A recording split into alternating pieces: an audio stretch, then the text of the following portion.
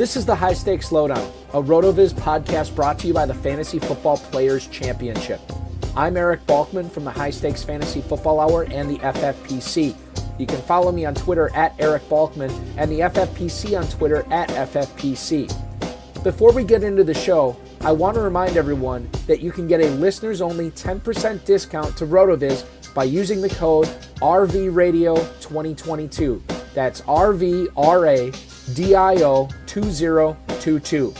Your subscription gives you unlimited access to all of the RotoViz content and tools, and it supports the podcast channel. Now, without further ado, here's the latest edition of the RotoViz High Stakes Lowdown.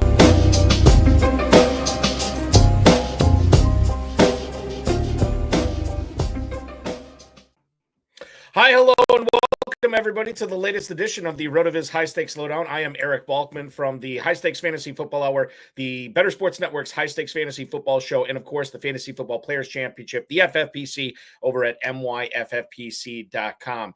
I want to remind everybody right at the top of the show to play the FFPC Weekly Challenge. myffpc.com is where to go for that. You can still build teams in the FFPC and win some cash doing it. Enter for as little as $35, win up to $2,500, play with 10 or 12 players on your team, depending upon if you want to play with kickers and defenses or not. You can get into 10, 30, or 100 team formats. myffpc.com. There is no draft. There is no salary cap. You are just formulating any player you want. Build your teams the way you want. One quarterback, 2 running backs, 2 receivers, 1 tight end, 4 flexes on the 10-team format. And obviously add 2 onto that with a kicker and a defense in the classic format.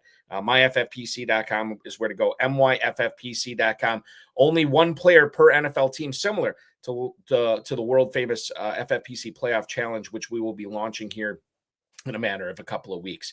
Welcome into the RotoViz High Stakes Lowdown, a show that we do each and every Tuesday here at 10 p.m. Eastern time on the FFPC YouTube and FFPC socials. This week, I am joined by a guy who has won way more leagues than I've ever played in the FFPC. He is finishing in 25th place in the regular season in the 2024 FantasyPros Championship, also with teams in contention in the FFPC Main Event. Both those contests will pay out a $1 million grand prize in 2024. Please welcome back onto the RotoViz High Stakes Lowdown, Mr. John Terry. John, welcome in. Good evening to you. Hey, good evening, Eric. How are you? Doing good. I just talked about how many leagues you play in the FFPC. We were talking about how many you put in through the playoffs, and I can't remember if I've ever asked you this before. Do you have help on waivers and lineups and stuff, or are you doing this all on your own? No, it's all myself.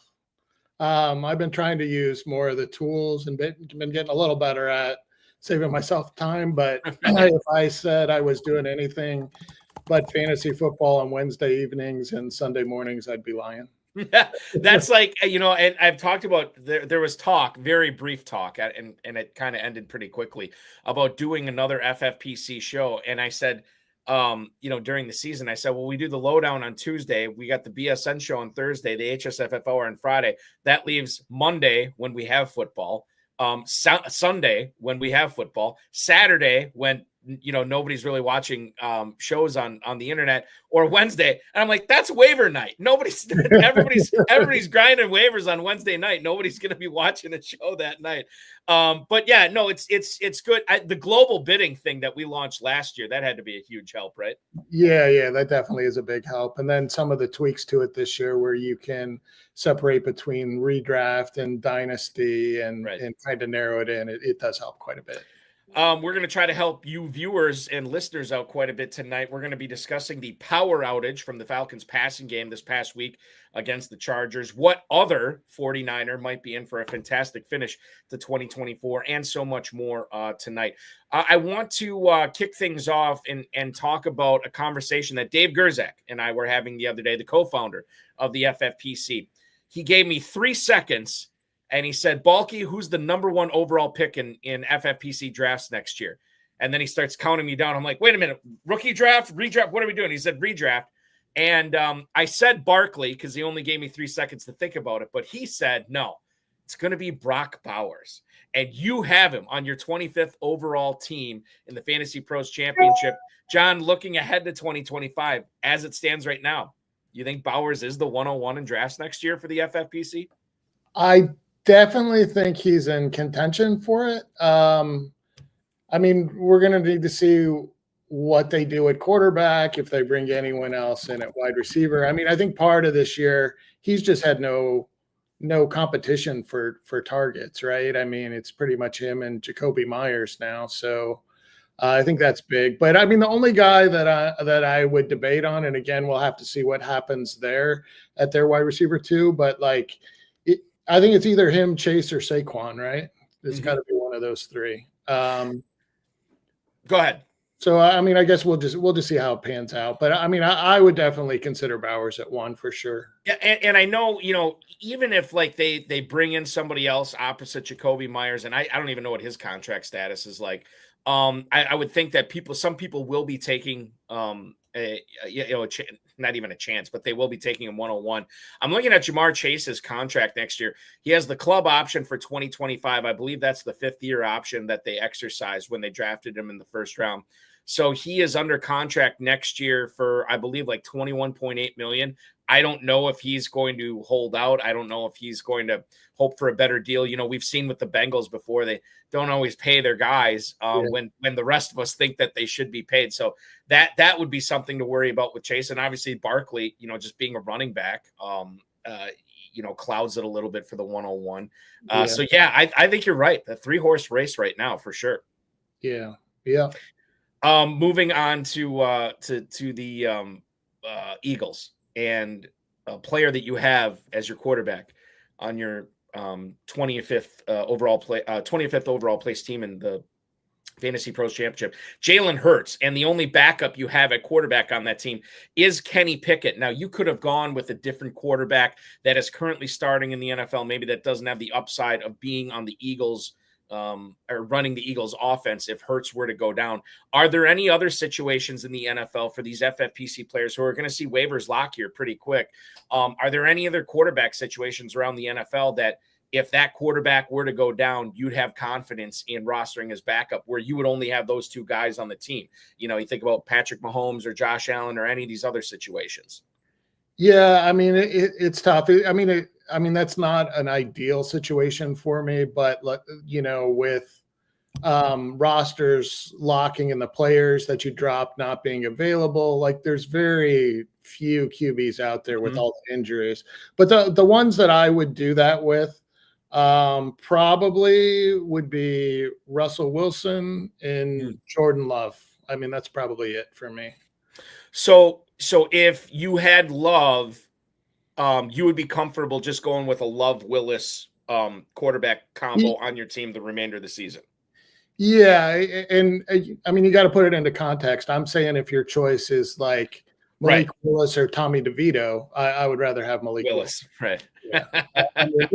I mean, unfortunately, in a lot of leagues, that's what it looks like. Yeah. Now. I mean, I don't know that on that team that I'm going to have Pickett as my backup after this week. I mean, I may, but I'm in the championship game and my opponent has Drake May, Anthony Richardson, and Trey Lance and has $2 left. So we'll be doing some QB blocking. I would imagine you would be. For sure. How bad are the week 14 buys hitting you on some of your teams playing in the championship this week? It's mixed. I mean, I have a fair amount, but my opponents do too. I mean, I have a lot of Lamar Jackson. I have a lot of Jaden Daniels. I have a fair amount of Zay Flowers, Brian Robinson, Terry McLaurin. And you're probably going against a lot of those guys too. Yeah. So, I mean, it's kind of a mixed bag. Let's talk about the Atlanta Falcons here. What we saw on Sunday in what I thought was going to be a fairly high-scoring game, it was not. And part of that is the Chargers defense. Kind of part of that's the Falcons defense too. But the Chargers picked off Kirk Cousins 4 times in that game. Outside of Bijan Robinson and maybe Drake London to a certain extent, like Mooney was bad. Pitts put up a bagel. and specifically talking about Mooney and Pitts here going forward, do we need to sort of exercise caution on these guys in week 14 if we can afford it? Because they play the Vikings. Now, maybe you don't have a better option because the aforementioned 6 teams on bye, but you think about Mooney and Pitts, how much pause did this game give you about what you think about these players, not only in week 14, but going forward? Yeah, well, I mean, Pitts, like if I had any other option, I wouldn't be playing him. He hasn't done much at all recently, hasn't been a significant part of the offense. So I don't like him. And Mooney, really up until lately when he got banged up, I mean, has really been just about as good as Drake London. So it was kind of surprised to see what a poor game he had. And a lot of it was Cousins. So, you know, you don't know if something's wrong with him or if he's going to bounce back. I mean, it's his big game at the Vikings this week. So I don't know how he's gonna do and pan out there, but I would definitely exercise caution with Mooney. He's probably more of a wide receiver 3 now, where, you know, for most of the season he was a high end wide receiver 2. We're talking with John Terry here tonight on the RotoViz High-Stakes Lowdown, a guy who finished 25th overall in the FantasyPros Championship. John, refresh my memory. You were runner-up in the FPC a few years ago, right? Third place. Okay. Third and 8th in that third and year. 8th. Oh, that's right. Yes, I do remember that. That was a hell of a year. What was that like watching the Monday night game with 2 teams in contention? Or did you kind of know your no. I mean, I was watching that Monday night game and I was done. My opponent had Najee. I mean, not my opponent, but the guy that at the top of the passed leaderboard. Me that, well, I was never really close enough to win, but I had second for quite a while until Najee Harris ran for like a 30-yard run of all things, like in the fourth quarter of that game. And I got passed by a couple points and dropped to third. So it's a little different watching when you're in contention. Yeah, for sure. Yeah, it totally is. I want to answer a few questions that are already popping up in the chat. Michael Quinzel wants to know, would you consider starting Levis versus the Colts over Jared Goff against the Bears in week 16? Now, this is a week 16 question. A lot of things can change. I love that Michael's already thinking about this. He's one of us, John. He is one of us that is already thinking about this. Would I think about it? Yes, I would think about it. But as it stands right now, I really couldn't give you a good enough argument to say, yeah, Levis is your guy there over Goff, unless you're chasing like your 150th or 100th overall in the main event or the FantasyPros Championship, and you got to make up some ground somehow. Yeah, I mean, as long as I didn't have to drop Goff, I would probably, you know, have Levis and keep that as an option. We don't know what the weather's going to be like. Goff's usually worse outdoors, and you know, we know Detroit's really good at running the ball, so I could see that being a game where he maybe only throws 16, 17 times. So it's possible Levis could be a better start that week. And I think, like, I don't want to make it seem like I'm totally ruling it out at this point. I'm just saying, like as it stands right now, I'm not thinking too long about it. Like, yeah, I mean, if it's not windy and it's like 35 degrees, I'm playing golf. What's the other one I got here? Let's see. Tom Smith, Purdy or Caleb Williams believe they face each other this week. Brock Purdy is indeed at home against the Bears. Caleb Williams at the Big Denim in San Francisco. I myself like Caleb Williams a little bit better here. I think I like what I'm seeing with Thomas Brown, and certainly smarter people than I have said, you know, what a good offensive mind this guy is. He ascends to the head coaching role. And obviously he's going to have his fingerprints all over this offense that isn't even technically his. But you look at how Caleb Williams has kind of turned around his season since Shane Waldron got the boot. And Brock Purdy's dealing with a lot of problems on that offense right now with no Christian McCaffrey, no Jordan Mason. Obviously we know Brandon Ayuk's out. I think I like Caleb Williams a little bit better here. John, what do you think? Yeah, I think I would play Caleb Williams also. I mean, it's been like 2-3 weeks now that he's seemed to finally develop that chemistry with Keenan Allen once they made the coaching change, and DJ Moore looks good. And They seem to be airing it out, and he's throwing much quicker than he has been in the past. And I mean, I'm sure Purdy's going to be better at home, but after that disaster this past week, it's hard to put him back in your lineup. Yeah, it's very difficult. Very, very difficult. Let's see. Do I want to go? Oh, I'll tell you this. Actually, as long as we're talking Bears, let's do this. So I was talking with Don Metter on the show a few weeks back, who's a big Bears fan. He won the FFPC Main Event a few years back, and I said, are we actually going to see some of these Bears being able to be drafted at a discount next year? With Odunze, obviously Keenan Allen's been coming back too. DJ Moore, who had a great game on Thanksgiving as well, and then Caleb Williams. You think some of these guys are going to be depressed to the point, John, where you want to be snaking up these Bears in your drafts because they're actually going to outperform what they did this year? Haven't really thought about that, but I don't really think – I think just because of the coaching change, if they keep playing like this the rest of the year, I kind of don't think they're going to be super values. I think they're going to go – I mean, I think DJ Moore is still going to probably be third or fourth round pick. I mean, Keenan Allen, he's going to be a year older, but, I mean, I can't see him dropping past maybe fifth, sixth round at most. And then Caleb – in his second year, I think is probably going to get drafted fairly high. I think he's probably like a top 10 pick, maybe top 10, top 12. It's possible they could be values, but we'll see what they do. That's the thing, is we have to find out what the Bears are going to do at with their head coach, right? And to see who comes in, who the OC is, because if it's guys like, I mean, I know plenty of people, John, I don't know how you felt about it. I thought the Shane Waldron hire was totally underwhelming. And I didn't really, I was like, well, the Bears probably know more than me, but I don't think this is going to work out. Lo and behold, it didn't work out. And it was a guy that I think was like, this is the first year that the Bears parted with an assistant coach before the end of the season, or coordinator before the end of the season, and a head coach before the end of the season. Although now I think maybe last year they got rid of their defensive coordinator because there was an FBI raid in his house, if I remember correctly. It was some bizarre story. And then he ended up, I mean, this is the weird stuff that happens in Chicago with the Bears the last couple of years. Weird stuff is happening with San Francisco. I just pointed it out.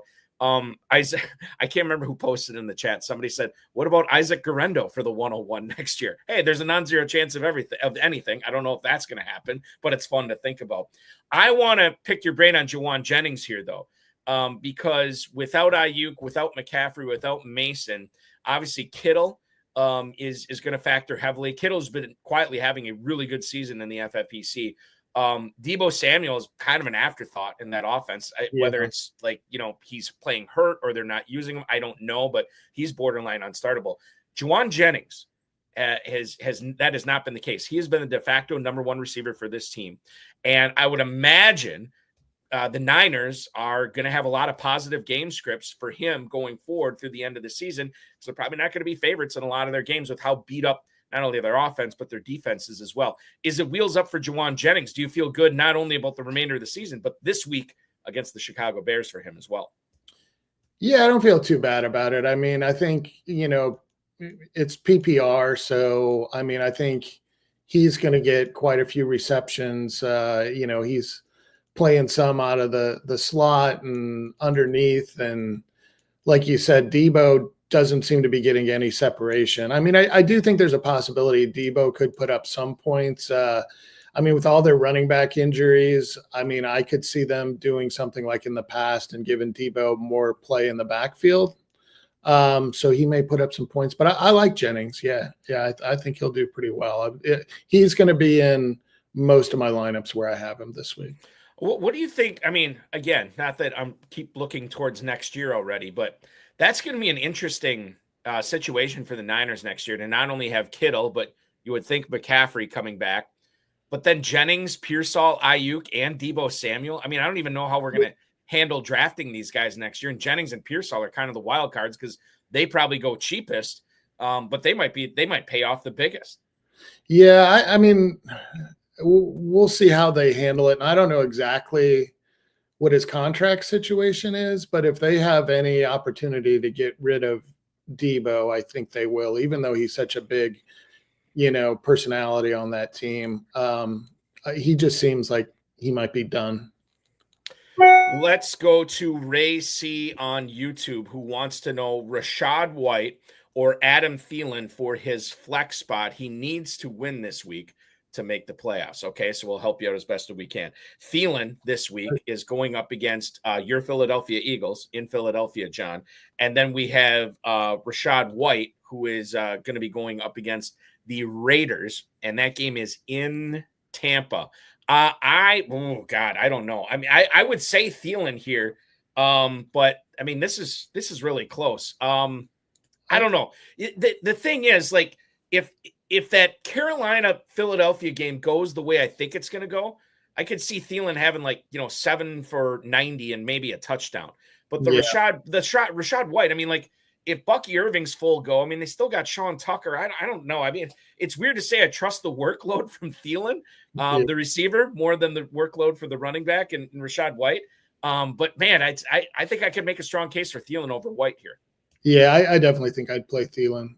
All the reasons you mentioned, I think Thielen could get some garbage time stats in that game. And I don't think you can trust White. I mean, he's not only not the top running back on that team anymore, but like Bucky Irving's become a thing catching the ball. So what exactly unless White gets in there at the right time to give Bucky Irving a breather and steals a touchdown or something, I wouldn't be confident starting him. How surprised were you with Bucky Irving this season? Did you have him on a lot of your teams? I mean, I guess like what I've seen from him and Achane the last couple of years has me rethinking the way I think about running backs, right? Because these guys are just, I never really thought they were big enough to matter in fantasy football, at least from an RB1, RB2 standpoint. I thought they were more like flex plays or guys you stick in on a bye week, but Irving's kind of been an every week starter here. I was really caught off guard by him. I have him on like maybe one team or two teams. Yeah, I think I have him on two, and I have a lot of teams. Yes, you do, more than me. I was way underweight, so yeah, I was off on him. But I'll tell you, from watching him, I wish I had a lot more. I really like him. He seems very talented. Quarterback question in here. I think I had it here. Yeah, this guy 12. How do you guys feel about Love tomorrow? Well, it's Thursday. I know I'm excited for the game too, but we got to wait till Thursday. He also has Baker Mayfield against the Las Vegas Raiders. I like Mayfield quite a bit this week, and we'll talk about Kate Otten here in a second.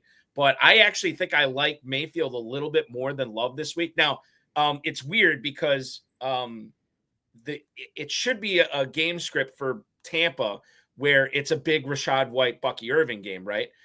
Whereas Jordan Love might have to be throwing quite a bit in order to keep pace with Detroit.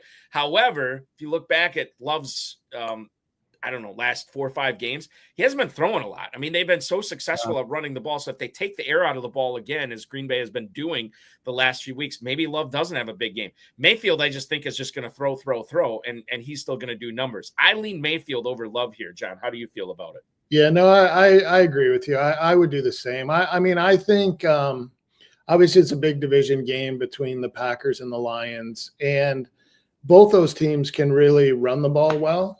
And, there may just be less offensive plays in that game, less passes. So I think I would go Baker also.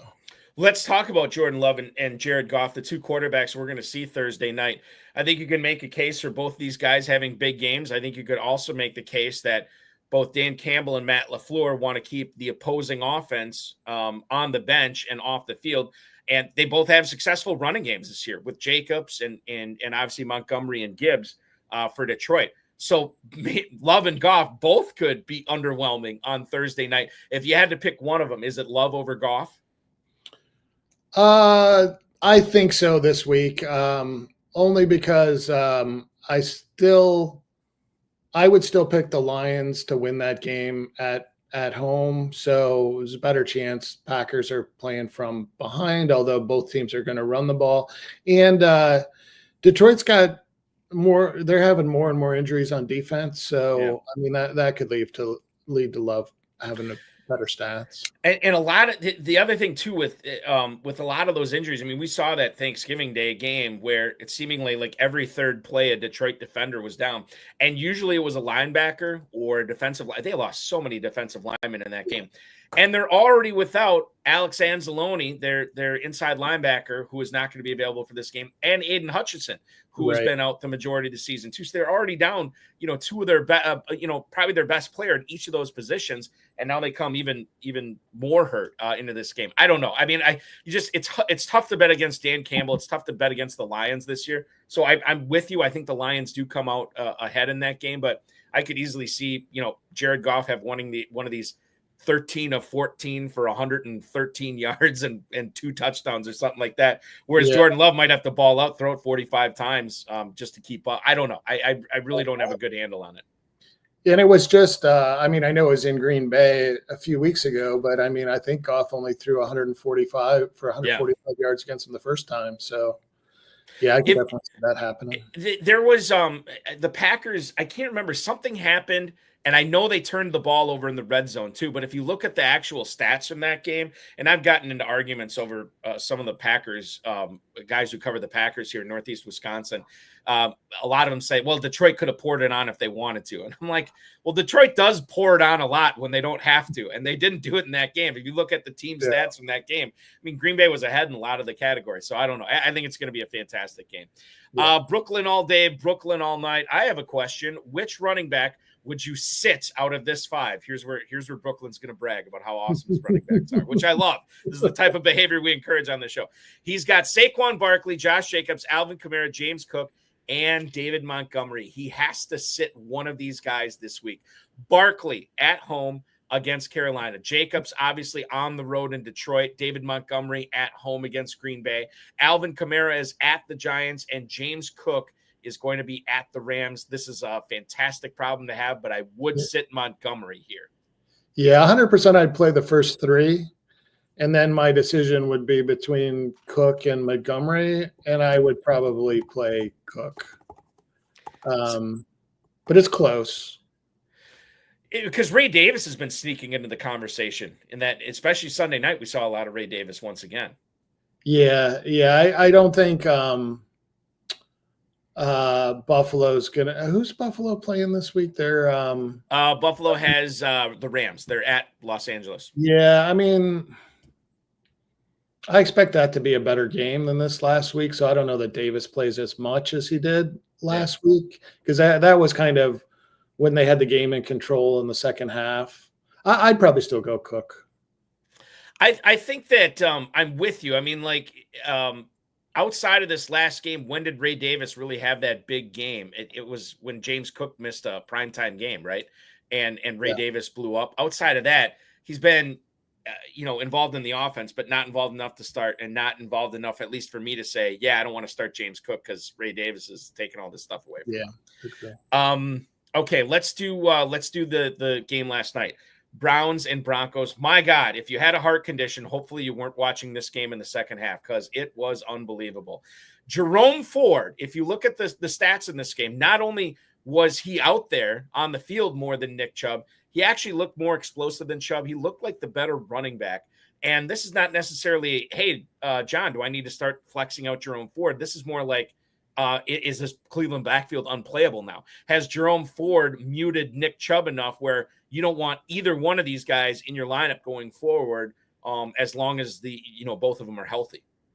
Yeah, I think so. I mean, the fact is, Chubb has not been good at all since he's come back this year. Yeah, he's masked it with a few touchdowns here and there, but he's 3 yards a carry to Ford's like 4.8. So, he's just not himself. So, unless he sneaks into the end zone, I don't think you can play him. And then Ford, Cleveland's just throwing the ball so much. He's not a great play either. But if I had a decision and I had to play Ford or Chubb, and I had to play one of them, I'd play Ford over Chubb. John, this is something that not a lot of people care about, but I'll bring it up anyway because it was hilarious to me. It's hilarious and scary. My son is playing fantasy football for the first time this year. He's 11 years old. He's in a league with a bunch of his buddies, and I help him run his team. Last night, he was up by, I want to say like 10 or 15 or something, and he had Will Lutz in the Broncos defense, and he was going up against Jerry Jeudy. Jerry Jeudy, by the way, who most sports books had at like 40 for total receiving yards last night, ends up going 9 for 235, right? I after he catches that 70-yard touchdown, I'm saying, well, this is probably curtains. And then, Will Lutz adds a couple of field goals, makes it close. My son's still down by like 4 or 5 points. And Jameis Winston and the Browns get the ball back with under 2 minutes to go. And I said, well, pretty much the only thing that's going to get my kid a win is a pick six. Boom, pick six. Where it never should have happened. He almost fell out of bounds. He was almost down. Elijah Moore gave up on the play, and McMillan ends up scoring it. And then, God bless the NFL, they get a pass interference penalty after Jeudy catches a pass after that to make it even closer, where they get first and goal at the 2. And I'm like, oh, God, Judy's going to catch us, and it's curtains. And then it was almost another pick six. I mean, it was just – I don't know how close you were watching it last night in regards to your games. That's as wild as it's been for me in a while, trying to get a handle on, who's going to win that fantasy matchup. Yeah, no, I was watching it pretty closely because if you back up a night to Sunday night, I was talking to our friend Biplab on the phone, and we both had to make the same decision on different teams of ours between Brock Purdy and Jameis Winston. Okay. And we both started Brock Purdy. Oh, God. So it was 4 points versus 40 points. So it was a little tough to watch. Somehow I still won my playoff game, even though I started Purdy and Kittle. But so it wasn't as bad. But I mean, that was hard to watch because I was in jeopardy of losing that game because of that mistake. But fortunately, my opponent had Javonte Williams, who, other than the touchdown, hardly played. Yeah, and like once again, we think we have. Well, I mean, maybe you didn't think. I never thought I had a handle on the Broncos ground game, but it was Jaleel McLaughlin last night. He was the Broncos. Like we just never know with this team, which is so frustrating. And I think like Winston's interesting. Like we kind of know with him, like for the most part. Now, granted, he's going to have these 150-yard 3-interception clunkers, but man, 497 yards last night, 4 touchdowns. Yeah, he threw the 3 picks or whatever, but you'll take those picks. I in a league where I've always said there's not 32 people walking planet Earth that can play quarterback in the NFL. Somebody's got to give this guy a starting job next year. Yeah. If just get him a couple of perimeter playmakers. He is gonna. Some of those passes that he was making, he has so super confidence in his arm, which he's not like at the downside of his career where he needs to worry about velocity or whatever. He has no fear about throwing the ball. I love this guy for fantasy. Absolutely love him. Yeah, I agree. And on a lot of my Lamar and Jaden Daniels teams, I have Winston in this week, even though he's playing Pittsburgh. It's like you said, he's throwing the ball all over the field, and I'll take that over a lot of guys. Let's talk about Mike Gesicki. He plays against Dallas on Sunday, and Dallas has been giving up a lot of fantasy production to the tight end position. The thing with Gesicki is his best games this year came when T. Higgins was out. Well, Higgins is healthy, and so is Chase. Pretty much everybody is for Cincinnati at wide receiver, and Chase Brown is as well, who's catching a lot of passes. Tight end premium league, though, how flexible is Mike Gesicki for FFPC players this week against the Cowboys, who again give up a lot of fantasy points to the tight end position?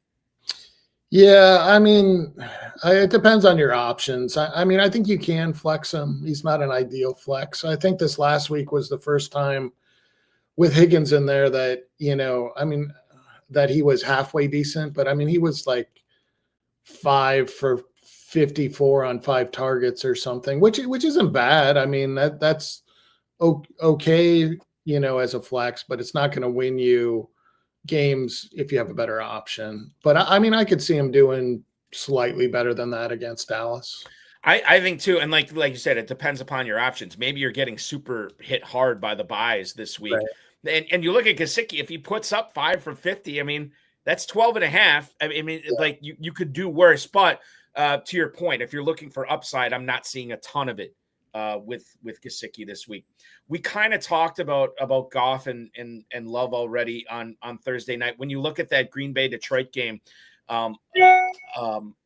a matchup where it could go either way, right? I mean, you could see Detroit dominating. You could see, I don't think Green Bay dominates like they did last year in Detroit, but I Green Bay could come up with a win there. Detroit could come out with a squeaker. Think about the fringe options in that game. That not St. Brown, not Montgomery, not Gibbs. You think about Jamison Williams, Sam Laporta, who did catch 2 touchdowns on Thanksgiving, but it was on 3 catches. And then the Packers wide receivers with Watson and Reed and Dobbs, who is still in concussion protocol, but could be back. Tucker Kraft, those fringe guys. Do you see any fantasy value in putting any of those guys in your lineup this week as flexes? I would probably play the guys on the Lions, like Laporta and Williams. Laporta's been a bigger part of the offense, and I think Jamison Williams has been getting more targets, and he can always wind up with a big play. On the Packers, they're just so unpredictable that it's just hard to know. But I mean, I don't have a problem with Dobbs or Watson or Kraft, but predicting which one of them it's going to be is very hard, and it's very likely that they all get like 3 or 4 catches. Right. That's the thing. Like Jimmy Williams, my KFFSC buddy here, says, talk about Christian Watson, Balky. I'll talk about him because this guy seemingly makes 1 big play a game, maybe 2. And that's about it. He doesn't get the target share of like if people who say he profiles as a number 1 wide receiver, he just doesn't get the target share of a number 1 wide receiver. Love throws to the open guy, sometimes not the open guy too. But I don't see a game where Watson had that game. Was it last year against Dallas where he had that 3 touchdown game, sort of a coming out party for him? Maybe that was 2 years ago. I can't remember which now. Yeah. But like he's just not going to get like a 10 target or a 12 target game where he can, and his targets aren't the most catchable ones in the world either. Yeah. A lot of times they're like 50-50 balls where he's got to go up and make a play. So Watson's fine for like a best ball team, but redraft, I think I have him on 1 dynasty team, and that was it. Like you're saying, John, Packers wide receivers, it's so unpredictable. And if I have to pick one, like give me Dobbs or give me Reed, the guys who I know should get targets or the guys that are, guys that they look for in the red zone. Jaden Reed didn't have a big game against the Dolphins, but he scored 2 touchdowns because I know the Packers scheme him up in the red zone. So Watson for me he's an exciting player, just not something I'm seeing a lot of fantasy goodness from. Yeah, I guess I would say for Watson, we kind of know who he is now. And I think if you're sitting there and you're debating between Watson, Westbrook-Ikhine, and MVS, I mean, they're all the same guy. I mean, they either get a big player or they don't, right? I mean, I think Watson is not going to be what we thought he was. And I would add this caveat. They are going to have to figure out, Green Bay is going to have to figure out which wide receivers they want to keep around, which ones they want to pay. If they don't pay Watson, somebody will pay him. And maybe on a different team, he ends up becoming a guy where we can look at, he's a top 20 guy every week, but not in this offense, not right now, for sure. Yeah, maybe he'll go to the same team that signs Jameis Winston. Oh, dude, don't tease me with that. That could be a lot of fun. What if it's the Raiders? What if it's and it's Winston, Bowers, Myers, and Watson? Oh, yeah, give me all the Raiders. That's somewhere Farrell Elliott's head is blowing up. It's just the prospect of thinking about that right now. Which, by the way, John, I should show you this. This is what you gave me in Las Vegas, and every time we talk Raiders, I have to put it on. So here it is tonight. The Las Vegas Raiders chain, since we're talking about Jameis Winston and potentially Christian Watson going there. So I'll wear this the rest of the show. Thank you. It still makes appearances on the HSFF Hour for sure. Nice. Ray C on YouTube has another question. Pick one. James Conner, who gets the Seattle Seahawks this week, or Tony Pollard against Jacksonville. That game is, I'm trying to find it here, whether that's in I think it's in Tennessee. Is it in Tennessee? Yeah. So. No, you're right, Tennessee. So Pollard or Connor here. Connor, which, by the way, we should talk about this. What are they doing extending a running back right before he turns 30? I mean, this makes me really angry about all my Benson Dynasty shares, John. I don't know. Like, they extended him, and then they started playing more Benson and DeMercado, so it doesn't make any sense. But I pretty easily play Pollard here. Yeah, I know the threat that Benson is on the team, and now DeMercado gumming up the works. Yeah, for sure it's Pollard, no question. And he wants to know, is Cade Otton bouncing back? And we can talk about Cade Otton too, because since Mike Evans has come back, it has not looked as luscious of starting Cade Otton as it once did, because a lot of those receptions and targets and routes that Otton was getting were Mike Evans. And now Mike Evans is back and Otton is taking a back seat. FFPC tight end premium scoring, I know it's difficult to sit him, but Otton going forward, John, how much less do you like starting Otton now with Mike Evans back in the fold? Well, before Evans, when Evans was out, I mean, Otton was like a top 5 tight end, and you just automatically started him. I think now with Evans back, I mean, maybe he's like one spot ahead of Gesicki. He's kind of in that range. I mean, he's not going to kill you, but I don't think he's, winning you any more weeks with 20, 25 points. Yeah. Yeah, and that's the thing. Like, I picked him up in a couple of leagues, now it's just he's more of a roster clogger, or he's more of a, in case of emergency, break glass, to borrow a line from Cecil Lammy here. I don't want to play him unless I absolutely have to. Like, if my, if rosters are locked, I can't pick anybody else up. Cade Otton will be a guy I'd start if my starting tight end went down, but I don't have a whole lot of hope for him going forward, as long as Evans stays healthy, that is. Kirk Cousins conversation. I don't know if we talked about Pitts and we talked about Mooney, but Brooklyn all day wants to know, or what he's saying right now, Cousins just looks done. They look smart for taking Michael Penix now. I think this is going to be an interesting thing, not necessarily for the remainder of the season, John, but as we looked at 2025, how likely is it that Penix actually is the starter there for maybe the majority of the season next year? I don't know what to think about Atlanta next year. Yeah, I mean, I definitely think it's a possibility that it's not Cousins next year. And I would also say for fantasy playoffs here, if you have Cousins as your backup QB, like, I'd have another one, because Atlanta's going to be out of it. And I mean, it's very possible that they play Penix and sit Cousins at some point in the next game or two. And are there any other teams, like I mentioned this with Dallas a week or so ago, that all of a sudden CeeDee Lamb could have a soft tissue injury that lingers and he doesn't play the rest of the season based on how the Cowboys season is trending? Are there any other potential quote unquote shutdown teams that you would be worried about here? Is Cincinnati one too? That's another thing where you think about T. Higgins and Jamar Chase wanting to get new contracts. I wonder if that's something that they would, grind out if they got a really bad injury. I don't know.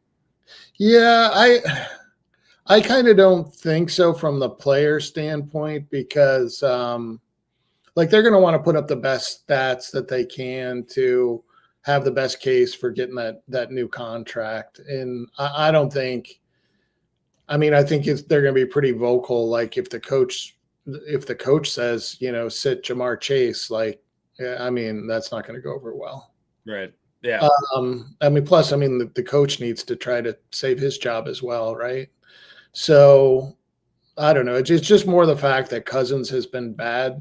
CeeDee Lamb, I question him sometimes, because we saw he landed on that shoulder last week and then just stood on the sideline and watched the rest of the game. We don't really know how hurt he was, but it's possible. I think, fortunately, other than maybe the Chiefs, who I'm not sure they can even afford to do it because they're just not playing that well. Mm-hmm. And Buffalo's right there. I think the races are close enough where I don't think anybody's going to be resting too many players in terms of, I mean, until the very last week, which we don't play fantasy then anyway. So, and that's what the NFL wanted, right? With instituting another extra team in the playoffs to make sure that they have meaningful football as much as they can, throughout the at least week 17, hopefully week 18. And week 18 will matter for a few teams for sure, but we won't have to worry about it because we're not messing around with it for sure.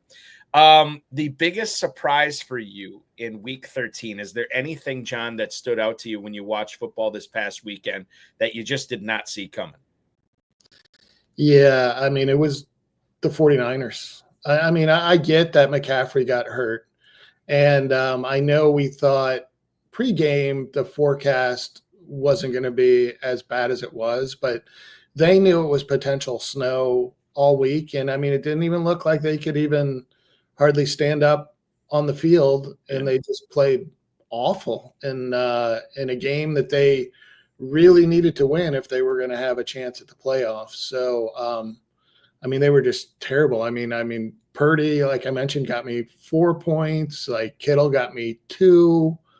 McCaffrey went down. I mean, Jennings had 7 or 8 points. Debo only had a couple. I mean, they did nothing. So that was probably like the biggest surprise. And the second one right behind it that we kind of already talked about was Denver's got a good defense. I don't know how Jameis Winston put up 500 yards against them. Cleveland has a good defense, and like I just expected like this low scoring affair last night, and then it ended up being like 70 some points. It was just insane to see. Do you think, regarding that Niners thing, when McCaffrey went down, you think that kind of took some of the wind out of the sails for the rest of the Niners players? Like, we just got this guy back, our meal ticket, and he just goes down by himself, non-contact injury. This is going to be bad, and now we got to try to win this game without McCaffrey, without Ayuk, like with Debo a shell of himself, with Purdy clearly playing hurt. I just wonder. It was the same thing I said on Thursday. I was at the Packers-Dolphins game on Thanksgiving night, and I said to my kid, I'm like, 24-3 at the half, you get a play where you put up a touchdown or a score early in the second half, and these guys from South Florida are going to be like, why are we hitting each other? Why are we putting our bodies on the line in this cold weather? We're down by 3+ touchdowns. Let's just go home. And I wonder if that was kind of the mentality of some of the Niners players too. They just wanted to get out of there at that point because they never really threatened Buffalo. Yeah, I mean, I definitely think that's what happened, but it just surprised me because normally that's not a thing a Niners team would do, and especially not this Niners team with guys like Debo and Kittle still being out there, and kind of the leadership they've had and as good of a team as they've been. I don't expect to see that from them, but it's definitely what happened. And now, I mean, who knows what's going to happen with the Niners going forward too. That's going to be an interesting team, maybe not to watch down the stretch, but a team to watch, what they do in the offseason, because that's going to affect fantasy drafts for sure, John. The last thing I'm going to bring up, FFPC waiver wire locking fairly quickly here. Still got a few days to add a player off the waiver wire. Now, a lot of these players, to your point at the start of the show, you mentioned like a lot of these guys have already been dropped. I can't pick them up. I went to check Isaac Guerrero in a bunch of my Kentucky leagues, and either I had him or he's already been dropped. So like he's just not available anywhere. And I don't know if that's the case. I haven't looked at it in the FFPC. But I know you probably have. Do you have a favorite ad on the waiver wire this week as you look to get your rosters ready for a championship round run to $1 million? Yeah, I mean, it's pretty dry out there, but I mean, I've looked at mine, and I mean, Guerendo's not available anywhere. Adam Thielen is 2%. Even Josh Palmer's 3%. I kind of like Juwan Johnson, but he's only 8% available. Obviously we talked about Jameis Winston. He's 14% available. So like none of those guys that everybody else is talking about are really available. So, I mean, the only guys that I like for this week are kickers and defenses. Well, this is going to sound horrible, but if I need a QB this week, I don't hate picking up Cooper Rush playing against Cincinnati, who gives it up to everybody. And he's available in about 75% of my FFPC leagues. And along with him, like 86% available is Brandon Cooks. Like, oh yeah, he's a possibility. And then like the only other guy I saw out there, and he's just like, I'm not sure I would play him, but just as a stash is maybe Patrick Taylor, just as the guy behind Guerrero. He's available in all my leagues. So, I mean, he got some playing time earlier this year when his injuries happened. Yeah, I mean, you got to have the guy behind the guy, and that's Patrick Taylor. You know, so yeah, for sure, I'm all over Taylor. Rush is interesting. I hadn't thought about him, but he's interesting because that game, the Cowboys are 5.5-point dogs. They should be throwing 49.5 is the total on that game. And I got a buddy of mine. He comes on my local radio show. He's a news guy, but he pays attention to sports, follows the NFL, and he says he's been cashing crazy amounts of money on Bengals overs like the last month or so. Like, just like, I just keep betting the over in that game and I keep winning. And it's true. I mean, Bengals can't stop anybody, and they're putting up points. It's a great situation for fantasy to be in, and a great situation that we're all trying to position ourselves in for fantasy football going forward here for the remainder of the season. John Terry, wow, what a conversation we always have, and this did not disappoint tonight. Certainly appreciate you letting me pick your brain tonight. I wish you good luck in all of your leagues going forward. You never know, maybe the $1 million in Fantasy Pros or the main event will be yours this season. You're starting off in 25th place overall in Fantasy Pros. That's definitely a good spot to be in. Thank you so much for joining me, and we will talk again soon. All right. Good luck on your teams too. And it was good talking to you. Yeah. Thank you, John. I appreciate it. Thank you so much for the good luck as well. I'll need it in the KFFSC for sure. That will complete our broadcast tonight, ladies and gentlemen. I want to thank John Terry for coming on.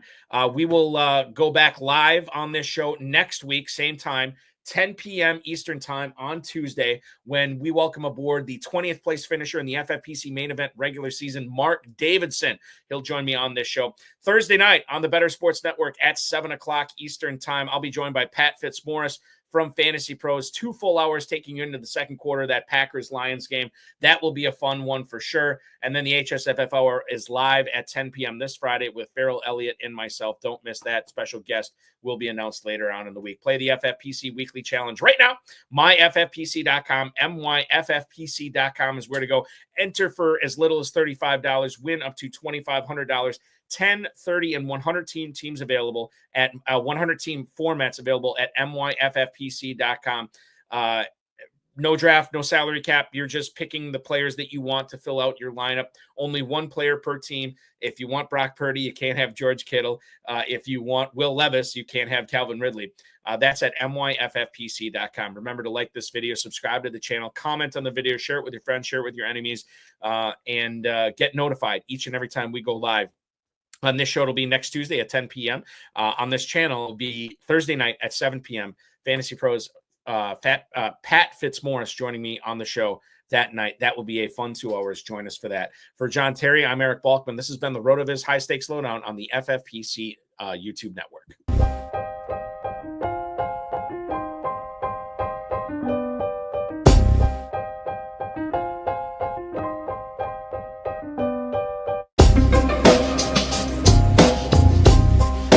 Thank you for listening to the High Stakes Lowdown, a RotoViz podcast brought to you by the Fantasy Football Players Championship.